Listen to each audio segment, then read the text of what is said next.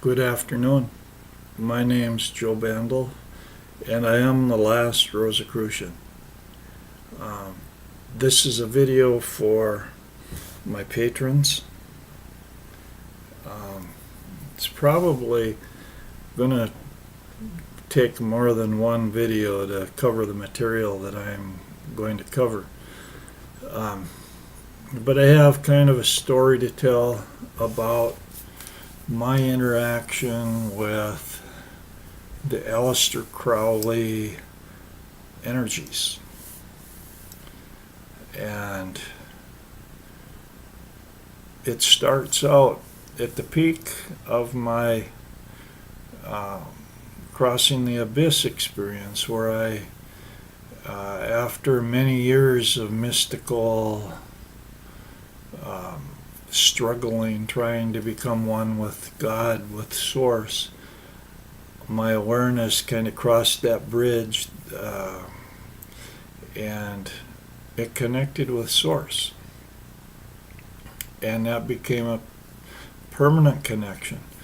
Now, shortly after that, if I remember right, now this was over 25 years ago. My memory might not be, well, it's not what it was, but a lot of this is pretty vivid.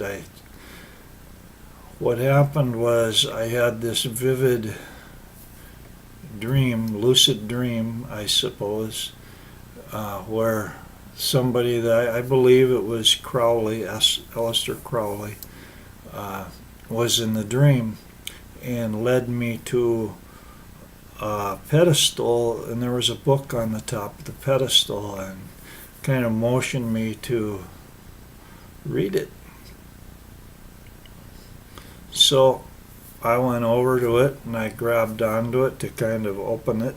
It was closed, I remember that, and I opened it up. I had to have both hands on the book to open it up. And this person behind me, he was behind me kind of watching, and he started cackling, kind of an evil laugh. And he said, "If you let go of that book, you're going to die." And there was like an outrage or whatever, and I said no. I screamed, I shouted no or whatever, and I slammed the book shut. And then there was a moment of fear, maybe even terror, because as soon as I slammed the book shut, I sensed that my lower astral bodies they had erupted into flame, and they were being destroyed. Okay, and what happens was, so I was kind of scared, and I was like, well, and they kept that fire, if you will, kept coming higher and higher. It was like you see these fuses, lit fuses, going to the keg of dynamite or whatever. And my awareness went higher and higher until it was across the abyss in Source, and it was protected in the Source energy, and I was, it was like a bubble, an energy bubble, and I was safe there, but everything else was gone. Everything was destroyed, and I realized later, I've realized over the years, I've thought of that, because that was a very powerful and terrifying experience, but also very empowering, because that is what some schools, whatever, they term the spiritual death. So I had experienced a spiritual death. It was the destruction of everything below, and the only thing that was left of my awareness was in this little bubble that was ensconced, protected in Source. And that Crowley person, he was gone, whatever it was, that was because that was the end of the dream. But from that moment on, I was, the only connection that I had was with Source. I had no more lower astral bodies, and I began the process of slowly developing those astral bodies one at a time, from the top down. Now, they took the form of what I call soulmate cycles, and I'll be talking about these a little bit later. My main point that I'm talking about now is this Crowley energy, and how I recognize that as, you could call that a type of an initiation, but it was also very destructive, and it was, the Crowley energy was not compatible with mine. So what happened was, I was up in the Source level. Now, after that, and I started my movement back down to the earth. I didn't know really a lot of, I was following instinct. I'm going by instinct, or my heart is guiding me, whatever's guiding me, higher self. I started reading books by Aleister Crowley because his books were the only books that were available that even remotely talked about similar experiences to those that I had experienced, which were basically the crossing the abyss, the great abyss experience, and the soulmate cycles, which he wrote about in his own as Scarlet Women cycles. But he was having sex with these women, and I was having, it amounted to platonic relationships or astral sex. They weren't really physical sexual relationships, but they were creating astral bodies, and I was really confused. I thought, well, okay, he's talking about some things that are similar to what I experienced. After I had read as much of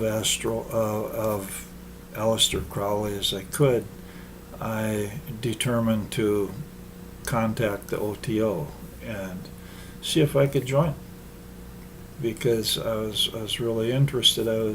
There was a part of me that was kind of drawn toward that, because it was like, hey, here's these people, they have a truth that they're speaking, and it must be similar to mine. But immediately I ran afoul of the energies again, because the first thing that happened, I contacted Soto, which was SOTO, and they were a bad bunch of people. I didn't know it at the time. And okay, I contacted them. They basically said, well, okay, to be a member here, you gotta tithe 10% of your income. I was like, well, okay, at this point in time, I don't have a job. I'm not making any income, so it's not bothering me. But they were going to initiate me into their order, and they asked for 2 passport photos, one of the face, the front, and a side view. So I went to a photo booth that does passport photos, and I got a front view and a side view from each side, one from the left and one from the right. at this time, I had gone through 3 or 4 what I call soulmate cycles, and I had actually developed these separate astral bodies and the abilities that went along with it. So I was doing astral projecting with those bodies and kind of finding out what was possible with them, that kind of thing. Getting into mischief, I suppose. But anyway, so I sent off these photographs, and I woke up one night, suddenly it was like somebody had taken a razor blade and cut my throat. It hurt really, really bad. I mean, the pain was just unspeakable. And when I did a kind of a self-assessment, I realized that my left side, my throat, my neck, was sliced. It was totally sliced. And there was actually, there was no connection between my lower astral bodies and my head astral body, but it still remained connected on the right side. You talk about freaking me out.